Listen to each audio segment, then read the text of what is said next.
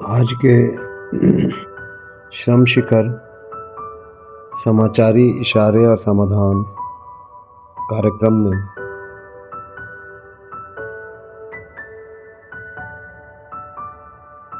आज देश में बाहरी परिस्थितियां तो जो हैं पूरी दुनिया में युद्ध की प्रभाव सभी पर पड़ता है। आज के प्रमुख समाचार हम देखें शिक्षा से संबंधित तो पीएम बोले पेपर लीक पर कड़ी सजा का बिल। 12:40 रात को वांगचुक ने अनशन तोड़ा। शिक्षा मंत्रालय के 2 अफसर बदले। दिल्ली में फास्ट ट्रैक कोर्ट।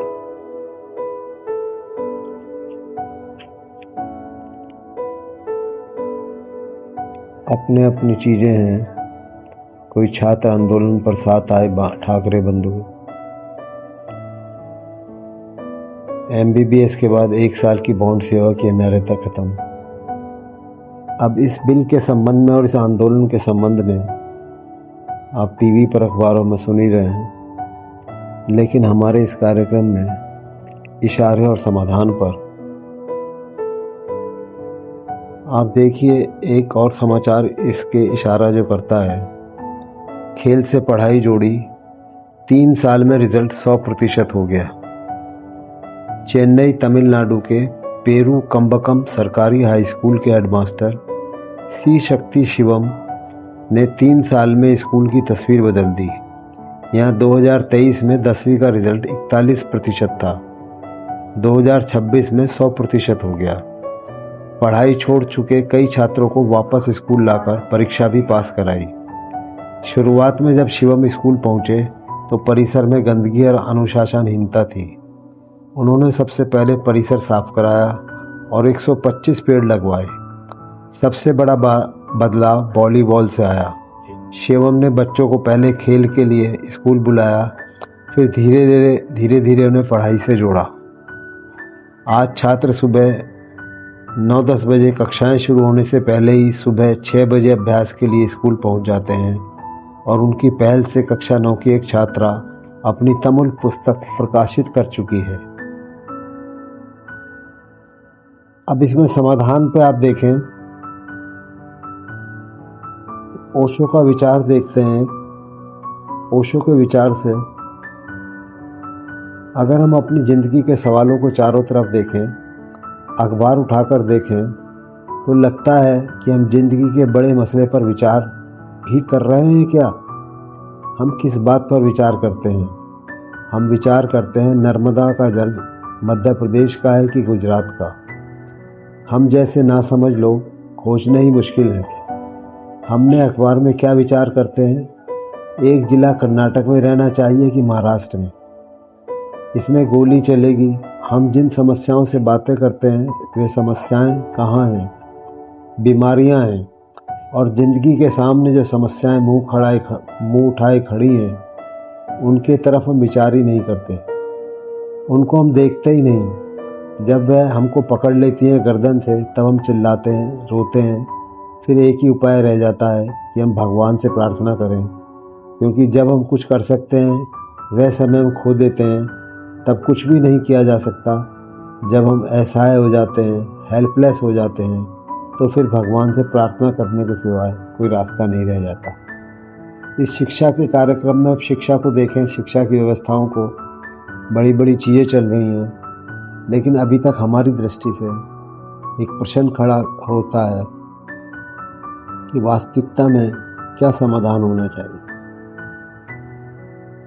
संतुलन ही मनुष्य को परिपक्व और सफल बनाता है। मनुष्य की सबसे बड़ी उपलब्धि संसार जीतना के साथ स्वयं को पहचानना है, जो अपने भीतर के मौन को सुनते ही भारी जिम्मेदारियों का भी सम्मान करता है और आत्मा की आवाज़ और जीवन के कर्तव्य में संतुलन बना लेता है, वही सच्चे अर्थों में सफल होता है। भारी वैभव क्षणिक है और भीतर की शांति और प्रेम का ही जीवन वास्तविक अर्थ है। मनुष्य अपने भीतर 2 संसार लेकर चलता है। एक संसार वह जो दिखाई देता है और जिसे लोग उसके नाम, काम, परिवार, सफलताओं और असफलताओं के रूप में जानते पहचानते हैं। दूसरा संसार अदृश्य है, जहाँ कोई दर्शक नहीं होता, वहाँ केवल मनुष्य और उसका मौन होता है। वहीं उसके वे प्रश्न भी रहते हैं जिन्हें कभी किसी से जाहिर नहीं किया, वे सपने जिन्हें उसने परिस्थितियों के कारण दबा दिया, वो भय जिन्हें वह मुस्कान के पीछे छिपा लेता है, और वह सूक्ष्म पुकार जो उसे बार बार याद दिलाती है कि उसका जीवन केवल बाहरी उपलब्धियों का हिसाब नहीं है। इस शिक्षा के, इस समस्या में, इन आंदोलनों में हमारी दृष्टि से एक समाधान, एक संभावना जो है वो विचारणीय है, और सबसे निवेदन है कि उस पर अपनी राय विचार दें। जब फीस दे दी छात्रों की तो सामान्यतः पढ़ाई में सारी जिम्मेदारियां छात्रों की, पढ़ें तो अच्छा, नहीं पढ़ें तो अच्छा। यही जिम्मेदारी अगर टीचर्स की भी हो जाए कि अगर बच्चा पास नहीं हुआ, ठीक है, बच्चे की भी जिम्मेदारी है बिल्कुल, लेकिन टीचर्स की भी जिम्मेदारी है, कुम्हार की भी जिम्मेदारी है कि मिट्टी का परीक्षण करो और उसी के हिसाब से वो बर्तन बनाए। ठोक पीट उसकी जिम्मेदारी है। ऐसे ही मनुष्य, परिवारजन भी उसके भागीदार हैं, शिक्षक भी, लेकिन इसका सबका सम्मिलित होना चाहिए। और विद्यालयों में अभिभावकों के साथ साथ स्कूल की भी, शिक्षा कार्यक्रम की, शिक्षा जगत की, शिक्षा सिस्टम की भी जिम्मेदारी होनी चाहिए। अगर बच्चा पास नहीं हुआ तो एक सीमा के हिसाब से या नंबरों के हिसाब से उसकी फीस जो है या तो वापस हो या निर्धारित हो, कम ज़्यादा होती रहनी चाहिए। और अब जो चल रहा है, सफलताएं तो हमेशा रहेंगी, रात और दिन, ये तो दोनों को साथ लेना पड़ेगा। पेपर अब भी आउट हो रहे हैं, पहले भी आउट हुए, आगे भी आउट होंगे।